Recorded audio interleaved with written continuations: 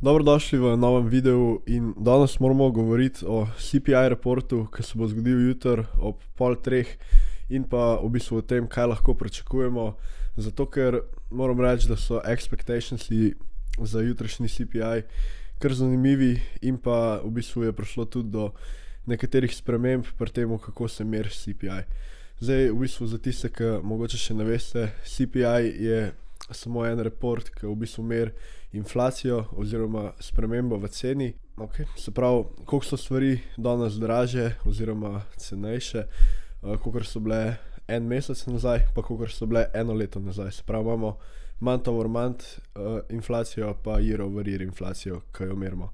No, in če vam v bistvu povem najprej, kakšni so expectationsi. Za month over month imamo 0,5, kar je ful več, kakor je bilo prejšnji mesec, ki je bilo minus 0,1, čeprav je bilo to pol v bistvu spremenjeno zdaj pred kratkim, ampak bomo pol malo kasneje več o tem. In pa core month over month inflation, se pravi, to je pa v bistvu vsa inflacija razen teh zelo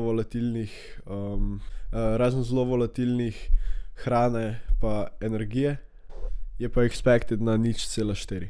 No, year over year pa v bistvu analisti pričakujejo 6,2% in pa za core year over year 5,7%. No, in v bistvu v ta CPI report grejo investorji dosti bearish. Se pravi, prvo kot prvo, zato ker smo zdaj pred kakšnim tednom nazaj smo v bistvu dobili revision za zadnji CPI, se pravi za december CPI, ki smo ga dobili v januarju. Smo dobili revision na 0,1, medtem ko je bil takrat reportan na minus 0,1.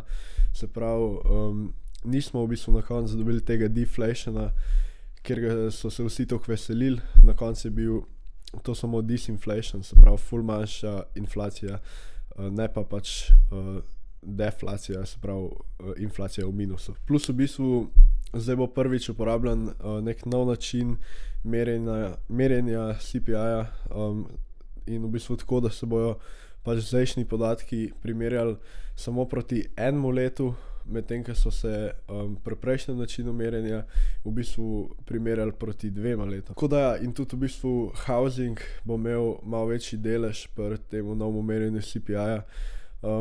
Kar je short term, mogoče malo bearish, ker je housing še vedno na CPI-ju se kaže dosti hot, čeprav mi vemo, da so cene že začele padati. Tukaj govorimo za rent, ker pri CPI-ju v bistvu uporabljajo owner's equivalent rent, za katerega vemo, da leka tam okoli 6 mesecev. Tako da to je probably short term bearish, long term pa po mojem mnenju bullish. Ampak ja, v bistvu zaradi tega grejo investorji toliko bearish v ta CPI report. Če si recimo pogledamo, je pri optionsih za 10% pullback, se pravi, to si predstavljate, kakor da vi pač kupite nek kontrakt in v bistvu betate, da bo šel CPI, da bo šel S&P 500 oziroma to so optionsi za SPY, ki je ETF, ki tracka S&P 500, 10% dol. No, v bistvu te optionsi so za 1,7 krat večji od optionsov, ki so za 10% nagor za S&P 500. Tako da to se mi je zelo zanimivo. Dajmo si pa zdaj v bistvu pogledati še, kaj pričakujejo pri JP Morganu, da se bo zgodil in v bistvu, kaj lahko pričakujemo v marketu oziroma kaj lahko pričakujemo, da bo Fed naredil glede na rezultate, ki jih dobimo jutri. JP Morgan je tukaj sicer podal njihove napovedi za 2 naslednja CPI-ja, medtem ko jaz se bom v bistvu fokusiral sam na tega, ki je jutri. Ja, ampak lahko si v bistvu tukaj pogledate še kaj si mislijo za naslednjega. No, in kakor vidite, njihov bull case je v bistvu dosti vsak presenetljiv, se mi zdi. Mislijo, da bomo pri bull caseu dobili 5,7 year over year inflation, kar je kar za 0,5% manj, kakor to pričakujejo analisti. In ja, pač v tem primeru pravijo, da bo Federal Reserve naredil immediate pause, oziroma da bojo takoj na naslednjem meetingu, ki je marca, se pravi 22. marca, da bojo takrat pauzirali, da ne bojo zvišali obrestnih mer, kar bi bilo logično dosti bullish za market, a ne. No, tule si lahko v bistvu še malo pogledate, kaj v tem primeru pričakujejo za bonse pa za dolar. Za S&P v bistvu tega ne bom preveč govoril, ker si lahko sam pogledate. V bistvu za base case oni pričakujejo 5,9% year over year inflationa, kar je v bistvu dosti zanimivo, ne. Base case imajo ful boljši, kakor to pričakujejo analisti, se pravi expectationsi od analistov so v povprečju 6,2% year over year, medtem ko je njihov base case 5,9. Tako da ja, to se mi je zdelo dosti zanimivo. V tem primeru v bistvu pričakujejo 0,25% zvišanja obrestnih mer na naslednjem meetingu, se pravi 22. marca, in pa v bistvu pol na naslednjem meetingu, ki bo pa maja, pa pričakujejo pause.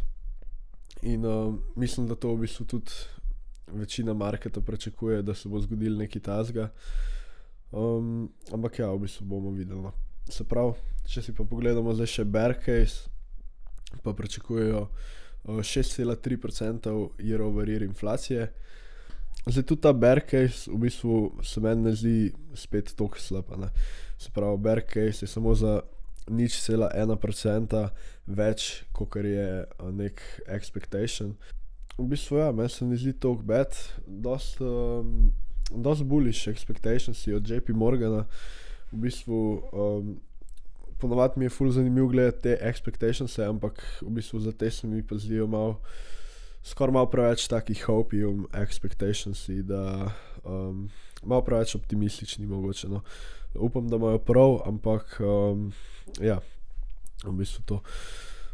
Veliko folka pričakuje slabe rezultate in to je ponavadi priced in v marketu, se pravi teh 0,5% month over month, ki jih pričakujejo analisti, pač to je vse priced in to se morate zavedati. In v bistvu se mi zdi, da ko so taki expectationsi, jih je pol pač dosti lažje jih je bitati in dosti lažje pol pač market v bistvu relja. Pač ker probably glede na to, da vsi pričakujejo slabe rezultate, probably že če dobimo 0,1 bit, kar je še vedno 0,4 month over month inflation, kar je več kot prejšnji mesec, bo probably market up, ne. To je pač kako deluje market na dnevih CPI reporta. In ja, v bistvu vedno je tako, ne. Tukaj se gre za expectations, niti ne toliko za ta pravo cifro, sploh za short term, za traderje je to v bistvu najbolj pomemben.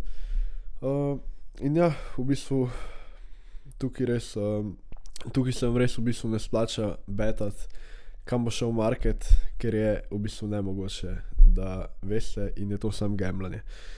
Tako da ja, jutri CPI ga bom coveril na kanalu, mogoče bo malo pozen video, no, ampak ja, bo prišel. Tako da to je bilo to za ta video. Hvala za ogled, pa se vidimo pol jutri.